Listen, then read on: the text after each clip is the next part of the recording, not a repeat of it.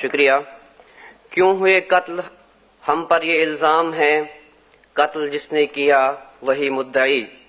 اب عدالت میں یہ بحث چھیڑنے کو ہے، یہ جو قاتل کی تھوڑی سی زحمت ہوئی، یہ جو خنجر میں ہلکا سا خم آیا، اب اس کا تعاون کس سے کیا جائے، اب اس کا تعاون کس سے کیا جائے.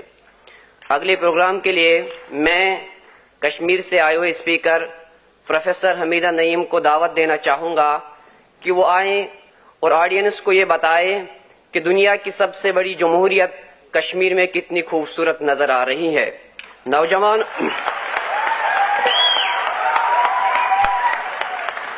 نوجوانوں کے ہاتھ میں قلم کے بدلے گن، آنکھوں میں پیلٹ، اسکول اور کالج پہ تالے، طلبہ یونین پر بین، الیکشن میں دھاندلی اور تاریخ ساز وعدوں کی پامالی کیا واقعی کشمیر کی کہانی ہے؟ جناب محترمہ حمیدہ نعیم صاحبہ.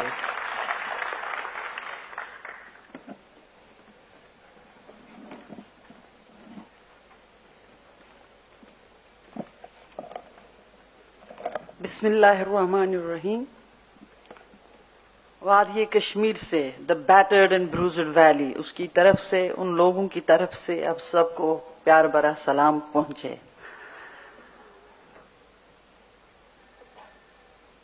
میں جو کہنا چاہتی ہوں، I will caption it, epigraph it with certain verses. اور وہ verses ہوں گے which will actually suggest things which I am not able to say. ابھی آپ سے جو بھی ابھی تک باتیں ہوئی، اس سے پتا چلا کہ once I look at it, these are still singular cases.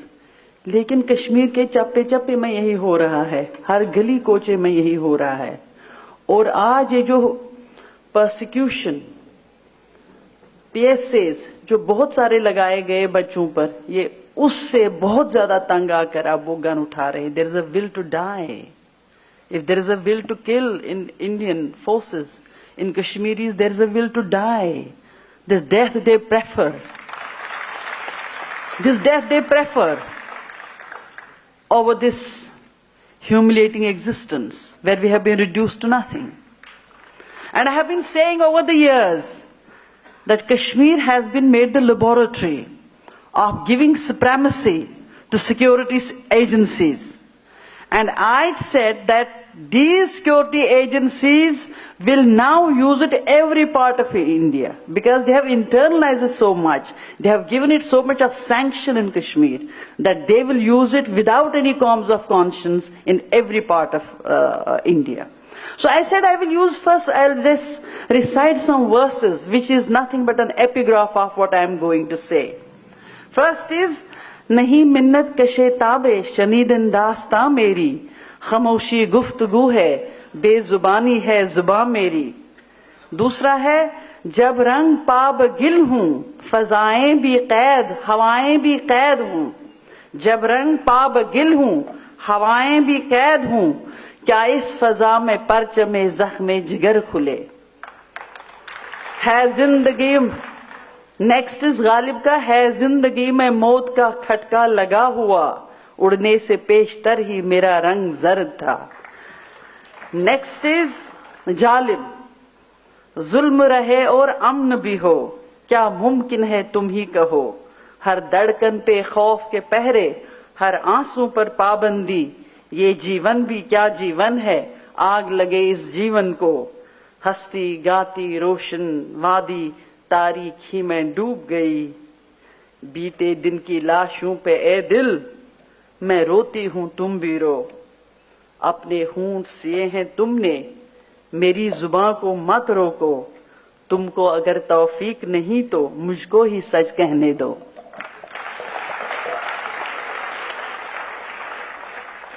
So the story of democracy begins in 47 in Kashmir. The relation of India with Kashmir is born in sin, and its end cannot be nothing but the end of that sinful relationship. And in 1990, Kashmiris were so much fed up with this prostitution of democracy, manipulation of democracy, denial of civil liberties, denial of rights, that they ultimately launched a rebellion in 90s. And this rebellion was not merely for the restoration of democracy, it was also a rebellion to cut an end to this sinful relationship with India. But what has been the Indian response to it? In the demand for the right to self-determination, every other right has been taken away from us. In response to one right to self-determination, which has not come all of a sudden, which had been guaranteed and agreed upon and legitimized even by UN body, internationally accepted, legitimized. But for the demand of that right, every other right has been taken to us. And what has been the standard response of India? Militarization of the entire area, militarization of the entire society. Ordinarily, militarization refers to the external behavior of a state. But in Kashmir, militarization is nothing but the replacement of a civil governance by a variant of military rule. Because when the simmering resentment formed itself into rebellion in 1990, Kashmir slipped into virtual military rule, marking its descent into a state of militarization from which it has yet to emerge. In fact, it has been fortified every now and then, and you must have seen that in this government, in the present regime, they have got more and more forces into Kashmir, that the number has gone beyond 700,000. Now what else has this done? The transformation of the military into an agent of domestic repression, arbitrary killings, arbitrary detention, extrajudicial killings, torture, rape, and sexual abuse constitutes part of this process of militarization. Besides arbitrarily grabbing your land and destroying your property every now and then in search of these boys who have picked up guns, and we have seen that so much destruction, especially for the last, first it was in 1992, but then it has stopped to some extent after 4 years, because in last year only 800 coordinate destroy operations took place in the area of South Kashmir. And second, in a context which is characterized by the elimination of distinction between war and human rights abuse, the army, military functions as an agent of the state, not bound by the rule of law or the rules of war or the Geneva Convention, but empowered to violate both with impunity, because you have already heard so much about impunity and you understand what I mean by that impunity. In short, the domestic variant of militarization refers to a pattern of violence which is based on complete disdain for any democratic principle. Now, Kashmir exemplifies an intersection between military use for external defense and military use for domestic repression that has transformed the Indian state into a source of great insecurity for Kashmiris and converted Indian military into an illegitimate agent of repression. Both in turn seriously undermine the democratic credentials of the state. Military processes are not separate from but embedded within Kashmiri society. All those who are from Kashmir or those who have visited Kashmir, that it has penetrated deeper and deeper in every locality, village and town of Kashmir. What has it led to? It has led to the dissolution of civil-military distinctions, destruction of civil society and gender transformations, and squeeze space for the natural life day-to-day life of citizens. The militarization is sought to be presented, which is more horrible. It is sought to be presented as a natural order. Because there is a document which was actually released in 2006, December, which is clearly telling army men that you will have to try to change the attitudes and will of the people. Initially it may be difficult, it may take from a couple of years to decades, but you continue doing it so that people themselves will become complicit in what is being done to them. And I'm reminded of Gramsci. He says, military control alone is not going to control people for a long time. What is important is that there is hegemony, and hegemony also carries consent with it. What he means by that, there is a penetration of the ideology of the society, state, within each and every institution, so that it becomes so pervasive that you cannot come out of it, it becomes part of your own life. And I can understand it, how this consent of people, I mean, whether they are not conscious that they are consent.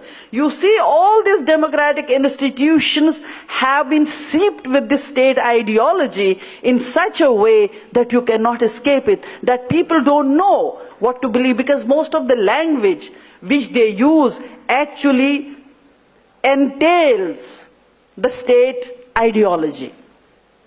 And whether it is the integral part, whether it is separatist, whether it is terrorist, all these terms belong to that state ideology, and by recurrently using them in their discourses through media and through their own statements, they are normalizing all, as Manisha was saying, they are actually socially constructing all these terms so that they replace the genuine historical facts and become part of public consciousness. That is the problem. And what else has Delhi done apart from militarization of the entire society? What is the other thing they have tried to do in order to silence Kashmiris and subdue them? That is mystification of Kashmir conflict. And what do I mean by mystification of conflict? Securitized Kashmir is a security problem. We have to put in more and more forces. And then it's a law and order, which I ironically call it is lava and order, O-D-O-U-R.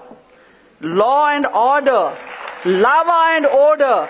They are always scared that lava will come out of the rot they have been nourishing in our society. Lava will come out, and then there will be stink. They can't stand it. This public law and order is basically lava and order, which they are scared of, and that's why they are creating more and more checkpoints, more and more encounter killings, more and more disappearances. How they are doing it? Because previous speakers have already talked about these laws. Whether it is the Internal Security Act, National Security Act, TADA, POTA, all these Public Safety Act, APSA, the mother of all. What are they? They are nothing but legalized illegalities. I call it legalized illegalities because they call them, as Manisha was saying, that don't believe that rule of law is always good for us. Because if this law regulates your life, what is this law? This is legalized illegality. Legalized illegality is what is actually controlling Kashmir today. Whether it is in terms of forces, whether it is in terms of agencies, whether in terms of laws, whether in terms of all kinds of penetration they have made in Kashmir society. Therefore, mystification, give it any name other than what it is. The whatness of what means what Kashmir question is, why what Kashmiris are asking, that is obfuscated, that is nullified, that is put behind the under the carpet. But they say, what are they saying? Park trained terrorists, park mercenaries, pallet क्या बोलते हैं उनको, stone throwers, mercenaries, algawadis, ugarwadis, all kinds of wadis. This is how they are framing Kashmiris. In a way, they are denying us our human status, human content, but they have given all these labels through which Kashmiris are being defined. And when common Indians come to Kashmir, they hug them. They say, but they are quite different. They are not all that. What have been we fed through this media? Media feeds us all these lies. They are this and that and they are nothing. But when they see the hospitality of Kashmiris, in spite of the fact what the Indian forces are doing to Kashmiris, Kashmiris are always opening their arms to people who come from England. And therefore, their own dominant discourse is all the time nullified, rejected by people who visit and who come with open eyes. So mystification of the conflict. Give it any name except for what it is. It is not for the right to self-determine. It is not for all those promises which India has made from time to time. It's not for all that. But it's only Pak has sponsored. Now how will they justify this modern, educated militants in Kashmir today? So far they used to say poor people are picking up guns. But what about today? Trained architects, engineers, doctors, all these people are picking guns because they prefer death to this kind of life. ये जीवन भी क्या जीवन है, आग लगे इस जीवन को, जो मैंने कहा. When I ask these boys, please don't take up guns, you are finishing your lives. We need you, you are destroying a generation. They say we don't want to live in this system. They are willingly going. There is a will to die. And there is a will to die in a nation, no one can actually subdue it. Third thing is how they are dealing this cry for democratic system by pluralization, multiplication of stakeholders. Now primarily there are only three parties to Kashmir dispute: India, Pakistan and the people of Kashmir, from both sides of the LOC. You understand? But over the years, Indian state has tried to fragmentize the entire state in terms of Dogras, Kashmiris, Pandits, Shias, Sunnis, Bakarwalas, all this. They have tried to overemphasize the social diversity. On the one hand, to fracture Kashmir's major narrative. Narrative for rights. It is not for any Islamic state. It is only for rights and the restoration of their sovereignty. And that is what they have been trying to mystify. For the last many years, they have actually tried to do a kind of ideological coup d'etat by transplanting a terminology from business, that is stakeholders. Stakeholder is in a business enterprise. And when there are so many stakeholders in a business enterprise, all of them are equal participants in that, or they have degrees of participation, but all are stakeholders. Now by transplanting this business terminology into political dispute of Kashmir, they have tried to make Kashmir as a business enterprise, in which there are multiple plethora of interested groups. And in this, they have actually made army as one of the major stakeholders. Now army is only an agent of the state. It is at the service of the state. It has not any independent existence of its own. But India, in this dominant discourse, has been calling army as a major stakeholder. Unless army wants a decision, we can't do anything. And then to make you laugh, Kashmir experts, NGOs, all those people have also been made stakeholders. And whenever there is a conference on Kashmir, all these people are brought, and then there is also one Kashmiri. He is also brought into this. Because there are so many stakeholders. Pandits form only 1.5% of Kashmir population, and they are major stakeholders. In any conference, you will have 10 Pandits and you will have one Muslim. This is how they are topsy-turvying the basic democratic principles. That's why I say one way of churning their democracy, their democratic faces, to create as many stakeholders as possible, so that Kashmir has to be fragmentized and divided into slices and pieces which are to be given to all these stakeholders. And that is why Panun Kashmir has already carved out part of Kashmir as a separate, and they are also trying to make, this government has a plan to make a separate road to Pahalgam and carve out that area totally as a, last time in 2008, they had already, government had allotted them land also, over which there was that agitation, and ultimately they had to rescind that order. But that is intact. They have already made this route, and that route will go directly to that area. They are in a way trying to carve out that area out of Kashmir. That's what I mean by saying multiplication of stakeholders, one way of showing the democratic face of India.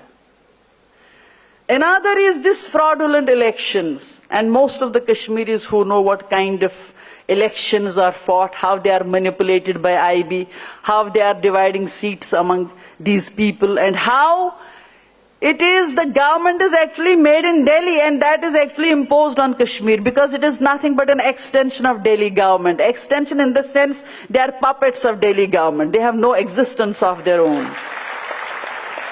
I have been calling it is the prostitution of democracy, to use that harsh word. And once you have this assembly is nothing more than an extended municipal corporation so far as the interests of Kashmiris are concerned.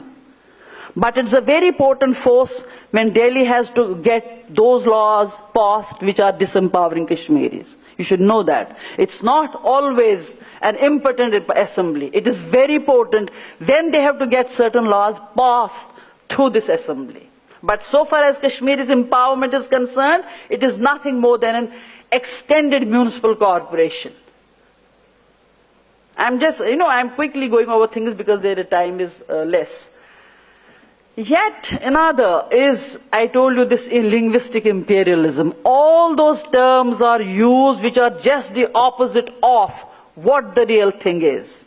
That's why I say they tell Indian public Kashmir is an integral part, in spite of the fact we have never been given that right to exercise our right whether we want to be part of India or Pakistan or independent. Hence the question of separation does not arise.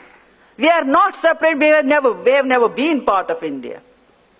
It has already been, and that may take me to Article 370. Because there is a public misperception about Article 370 which has been created by BJP over the years. And what is that public misperception? That Article 370 is a temporary and therefore could easily be removed. We know what successive governments in Delhi have done to Article 370 under the garb of presidential ordinances. They always, so far as 370 is concerned, that any law could be extended to Kashmir with the concurrence of Constituent Assembly. That Constituent Assembly has ceased to be. And on their own arbitrarily they said, now it is the government of the day. And the government of the day is already there made. And therefore whatever they ask them to do, they do. As I said, it's an extended arm, it's a puppet. It is a puppetry government, which is always taking dictates from Delhi. And therefore there is no genuine democracy anywhere. So what happens when Maharaja entered into this kind of reluctant relationship with India in 1947 October, reluctantly because he wanted to have a standstill agreement with both India and Pakistan.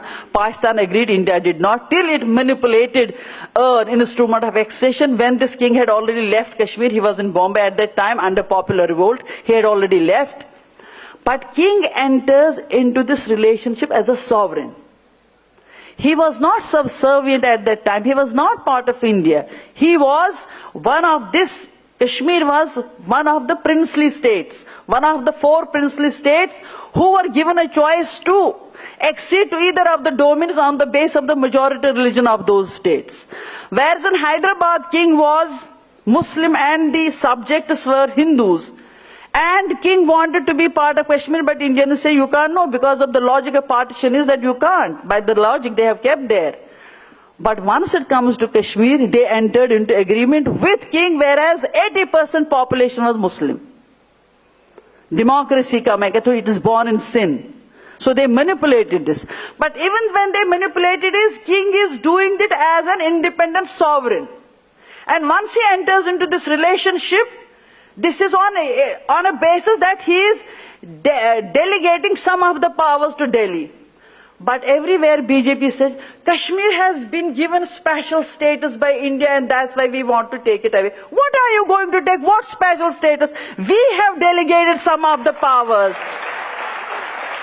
We have delegated some of the powers, though reluctantly, which is also, I mean, that instrument accession is always interrogated by people. But even if we take it as a honest, true document, like Governor General at that time has said in case of dispute, it is to be referred back to people. And then you have your resolutions also. Therefore, India has not given any special status to Kashmir. In fact, Kashmiris have parted with some of the powers which they have given to Delhi at that time. And therefore, take it out of your mind that we have given Kashmiris a special status. And then the word temporary was kept along with this article that once the issue is resolved, it will go out of Indian constitution. That is why it was temporary. BJP is interpreting, I call it hermeneutic violence. Violence of interpretation, they are doing it. So they say it is a temporary and therefore we can remove it at any time. Temporary means the soon to be resolved dispute will end this Article 370. It is in that sense temporary. Because this was kept as a safeguard. When Indian Constitution was made, Nehru called Sheikh Abdullah that how shall we define our relationship with us? So Sheikh Abdullah at that time wrote the articles which we have given to you in instrument of accession, those should be reflected and nothing else. Because it is temporary, it is conditional. And it can remain there only till the dispute is resolved. So it is temporary in that sense. Because I wanted to tell it to the Indian public that India has not given us any special status which other states can also ask. In fact, they have taken powers from us, they have taken our sovereignty, and our whole struggle is for the restoration of that sovereignty which they have taken us. Yet another way they have tried to deal with this is marginalization of this resistance, marginalization of dissent. अरे mainstream Kashmir की है हमारे साथ. These are few ये misled people by Pakistan who are actually asking for something. These are few people. ये कुछ गुमराह लोग हैं जो ये सब बातें करते हैं. Over the years, for the last 20 years, I have been saying mainstream of Kashmir is resistance to this democracy and to this law. But media is also compromised. Media uses the terminology of the state. They are making current the terminology of the state because it has a cognitive value. It is replacing the real knowledge from your minds and replacing it with falsehood. But media, even Kashmir media is at the, some of it is also at the, or even if they are not, but imperceptibly, unwittingly, they are using the terminology which suits the state discourse. And therefore they are using all these terms of the state discourse, which is actually falsifying the reality, falsifying the facts. I could go on and on, I think it's time, but I will end by Iqbal Ahmed. You know who is Iqbal Ahmed? He was a very great political scientist of Pakistan. He said Kashmir, he said certain things, but before that, Kashmir's desire to chart a future without line of control mandates a new political imaginary that transcends national and constitutional legalese, and a conservative geopolitics that has imprisoned a people's imagination within the bordered, militarized and nuclear version of the nation state. Kashmiri sentiments and aspirations plead for a political imagination that sheds obsolete hierarchical forms of the nation and thinks of justice, reconciliation and selfhood. Such an imagination means that India and Pakistan relinquish their military and nuclear rivalry that has proved politically divisive, economically ruinous, and historically and ethically barren. Iqbal Ahmed's eloquent words are worth quoting. He says, "To become prosperous and normal peoples, we must make peace where there is hostility, build bridges where there are chasms, heal where there are wounds, feed where there is hunger, prosper where there is poverty. Kashmir is the finest place to start, and not merely because it is the core of the Indo-Pak conflict. Our histories, cultures, and religions have converged in Kashmir. Our rivers begin there, mountains meet there, and our dreams rest there. Once, this is unquote, once Kashmir's secure justice and dignity they so richly deserve, India and Pakistan can emerge from their mutual abyss of violence to chart a new future as modern states with interlinked cultures and communities. Only a restored Kashmir to its pristine glory can in turn restore a subcontinent torn by war, militarized borders, nuclear weapons, and a 7-decade-long line of control. And Kashmiris will then, in the words of Agha Shahid, truly pronounce that blessed word, truly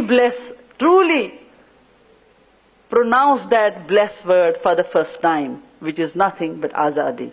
Thank you very much.